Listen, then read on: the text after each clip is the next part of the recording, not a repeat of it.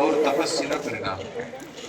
ಒಂದು ವಚನ ಇದೆ, ನೀನು ಒಲಿದರೆ ಕೊರಡು ಕೊನರುವುದಯ್ಯ, ನೀನು ಒಲಿದರೆ ಬರಡು ಹಯನಾಗುವುದಯ್ಯ, ನೀನು ಒಲಿದರೆ ವಿಷವು ಅಮೃತವಾಗುವುದಯ್ಯ, ನೀನು ಒಲಿದರೆ ಸಕಲ ಪಣಿ ಪದಾರ್ಥಗಳು ಇದರಲ್ಲಿರುವಯ್ಯ ಕೂಡಲ ಸಂಗಮ ದೇವ ಅಂತ ಬಸವಣ್ಣವ್ರದ್ದು ಒಂದು ವಚನ. ಮೂಲ ಅಡವಿ ಸಿದ್ದೇಶ್ವರರು ಜೀವಂತಿದ್ದಂತಹ ಸಂದರ್ಭದಲ್ಲಿ ಹೇಳಿದ ವಚನ ಇದು ಬಸವಣ್ಣವರು. ಮೂರು ಹೇಳ್ತಾರ ಅವರು, ಕೊರಡು ಬರಡು ವಿಷ.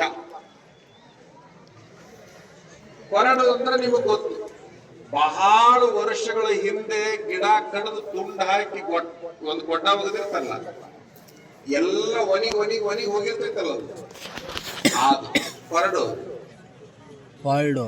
ಎಷ್ಟು ಕಡೆಗೆ ತೋರಿಸಿದ್ರು ಗಬ್ಬಾಗದೆ ಇರುವಂತ ಆಕಳ ಏನೈತಲ್ಲ ಅದು ಬರಡು. ಒಂದು ಕೊರಡು, ಇನ್ನೊಂದು ಬರಡು.